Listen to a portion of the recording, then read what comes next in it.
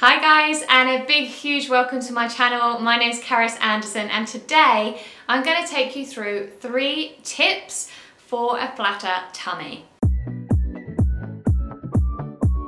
So if you like this video, I would love it if you did subscribe and also hit that like button, the notification bell and all that jazz.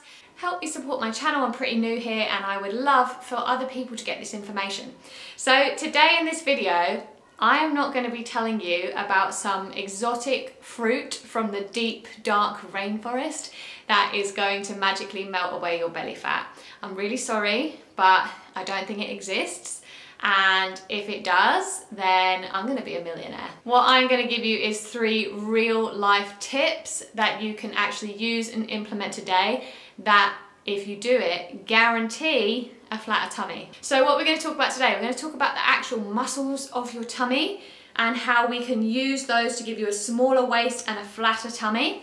We're going to talk about the dreaded belly fat that we all are desperate to get rid of. And we're also going to talk about bloating as well, because as women, man, do we bloat? For God's sake, some days you're like, oh, I feel so snatched and flat tummy and wonderful, and then other days you're like, all right, I look 6 months pregnant. We're going to address those 3 things today, and I really hope these tips help you. If they do, let me know in the comments, and if there's any other videos you want with some tips, then pop that down there as well. All right, let's get cracking, shall we? So first things first, we are going to chat about your abs. And yes, even if you can't feel them, you have abs. You have core muscles. That's how you lift your legs up. That's how you bend over from the waist. That's how you hold in all your organs. Like, you have them, all right? So we're going to learn how to use them properly. And I actually have another video where I'm down on the mat showing you how to use the core properly and going through some core exercises in a little circuit. So that's in the description. You can head there after and join in with that as well if you like. So do this with me. We're going to breathe into our tummy and make a really big tummy, as big as we can. As we breathe out, we're going to bring our belly button into our spine. We are going to imagine there's a hook on there, bring it into the spine. We're going to bring our abs together by feeling like we're zipping up our corset, and we're going to keep all of this lovely and relaxed. At the same time as well, I want you to pull up your pelvic floor.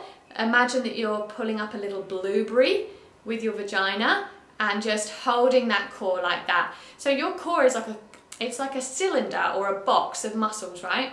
And the cool thing about them is that you can make that cylinder smaller when you use your core correctly. So when I was younger, I used to absolutely love Britney Spears. Who didn't? And she had such a gorgeous flat tummy and she'd wear those low-rise jeans, and I just wanted to be her. And I read in a magazine that she did 1,000 crunches a day each morning. So I thought, right, I'm going to do 1,000 crunches a day. When you're just doing crunches, you're giving yourself neck pain, you're just using your hip flexors, you're not using your tummy correctly. So anytime you ever do a core exercise, crunches not being the best core exercise, I want you to engage your core like that before you start. And it takes practice. It's quite like an abstract feeling. Don't imagine that you're really going to feel those core muscles straight away. A nice thing to do is come on your hip bones and then come in an inch and down an inch, and take your hands and just feel like, can I feel things happening? Can I feel the core working? Maybe not right away, but if you practice breathing like that every day and engaging the core like that every day, you would start to feel it. Now, another little tip when it comes to your core muscles is you're not only going to hold them like that when you're doing your actual core exercises, you're also going to hold them like that when you do squats, or maybe if you're not working out, when you're just walking. Maybe in the morning, first thing when you get up, you're going to try to engage your core and you're going to hold it until you've poured out your first cup of tea, or whatever it is. You're going to get used to holding your core in that way in like day-to-day life. As I say, keeping this relaxed and keeping a normal breath as well. Because when you do that, not only are you training your waist to be smaller, you give it the immediate appearance of being smaller, you give it immediate appearance of your boobs being perkier, your neck being longer, and just having lovely posture. So that's the first thing. Use those core muscles correctly, okay? Now, let's get into the juicy bit and address that belly fat.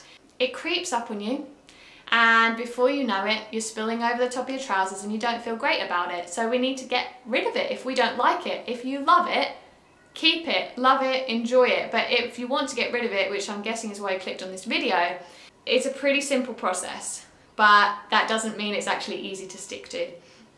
So belly fat, why do we have it? So basically we store any excess calories, which are energy that we haven't used up, we store it on the body as fat, because our body's like, I know what I'm going to do, I'm going to save that for later because food might become scarce and I might need some energy stored on my body somewhere. Now I'm not going to store it on my arms and legs because I kind of need those to like run around and be strong. I'm going to store it on my belly, keep all my organs nice and warm. But in this day and age, there's always an abundance of food. We walk into, even to get petrol or gas, and there's food. We walk, wherever you go, you can get food. Your cupboards are full, even if sometimes they feel like they're not. They are full. The shops are full. We're not running out of anything. So we never use up that stored fat.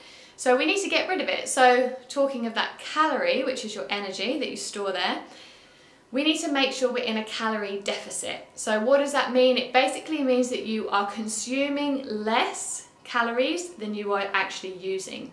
And then when you're in a calorie surplus and you're consuming more than you're using, that's when you store it away as fat in your fat cells, okay? So how do we bring ourselves into a calorie deficit? You kind of need to know where your calories are at and what you need for your level of activity. So you could be someone who has a really active job. Maybe you're a nurse and you're on your feet all day, or maybe you're someone who sits at a desk. Those two people are going to need very different amounts of calories throughout the day to maintain their weight. So you can either do this by generally kind of dropping your portions a little bit, seeing where the sweet spot is where you start to lose weight, or you can use an app like MyFitnessPal and you can input your data in there and make sure you get the correct calories. Sometimes I do find MyFitnessPal gives the calories under quite a lot. I think they really want people to lose weight. I hate that. But you can get online calorie counters, and then you can use MyFitnessPal to log what you eat and see where you're coming in on your calories. But if all of that just feels like, oh, that's too much, reduce your portions a little bit. Just take that sugar out your tea, just have one less Kit Kat, just start to rein things in to get you in that calorie deficit, because when you are in that calorie deficit, then your body is like, ooh, I still need some energy, but I've not got any energy through food today. So I'm gonna go into my stores and I'm gonna start to use that up. And then the fat starts to come off your tummy, and then because you've been doing those lovely core exercises every day, you start to actually see the core strength underneath and you start to get a flat tummy. So that is basically the magic formula for getting a flat tummy. There's nothing much more than that, unless you have hormonal problems or an intolerance. And we are going to talk about bloating now, but if you do genuinely think you have a real intolerance to something, go seek a professional, go get a blood test, go find out, why not, what you're going to lose. Actually find out the answer, because you'll feel amazing when you actually figure all that stuff out. So if you're still with me, the third thing that we're going to chat about is bloating. So obviously, as women, time of the month, we bloat. It happens. And I don't know about you, but I also bloat around ovulation. And I'm like, man, can I catch a break?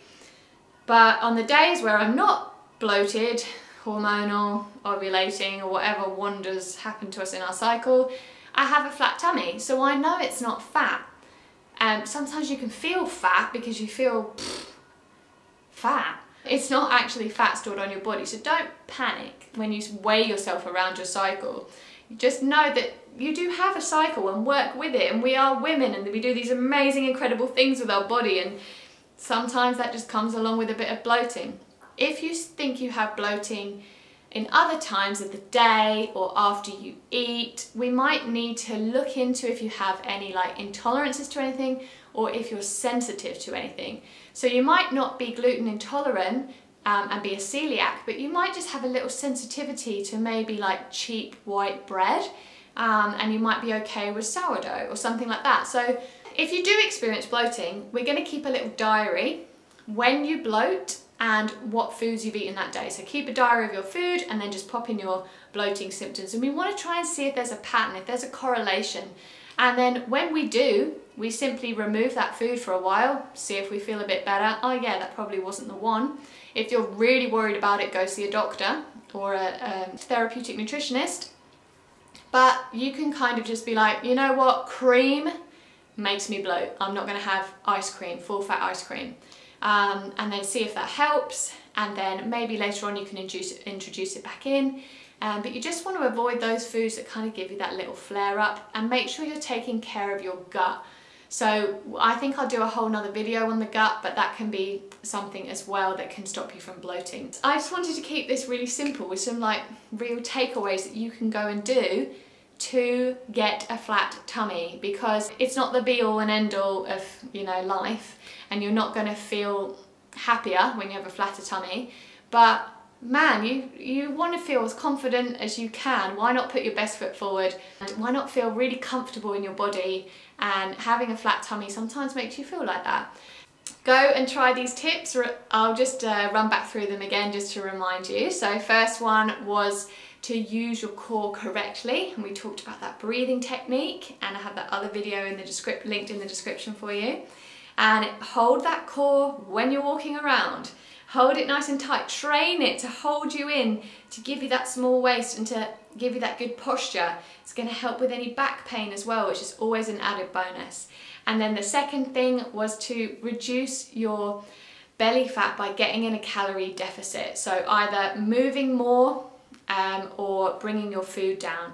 On a side note, I didn't mention, if you are going to move more, something like walking is of course going to burn calories. It's going to be great. But if you did something like weight training, especially using those big muscles in your legs, you're going to be burning more calories on a day-to-day basis. So you want to dive more into like that side if you really want to reduce that belly fat. So when you want to reduce belly fat, don't just train your tummy, make sure you train your whole body, and especially legs and back and those really big muscle groups.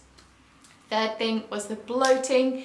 So make sure you keep a little diary if you might be bloating, to see if they've got any symptoms there. Maybe you've just overeaten. You can also overeat, and that causes bloating. Too much salt causes bloating. Too much carbohydrates makes you hold on to water, and that makes you feel bloated. So just keep a little diary and see where your symptoms are coming from, and maybe try and you know, kind of match it up and then start to address things in that way. Thank you so much for joining me today. Let me know in the comments if you enjoyed this, if you've got any questions at all. I love to connect with you all. I have a Facebook community just for women who are trying to get fit, healthy, and want some motivation along the way. It's a really cool place to hang out, so I've also linked that in the comments. And have a wonderful, wonderful day, and I'll be catching you later.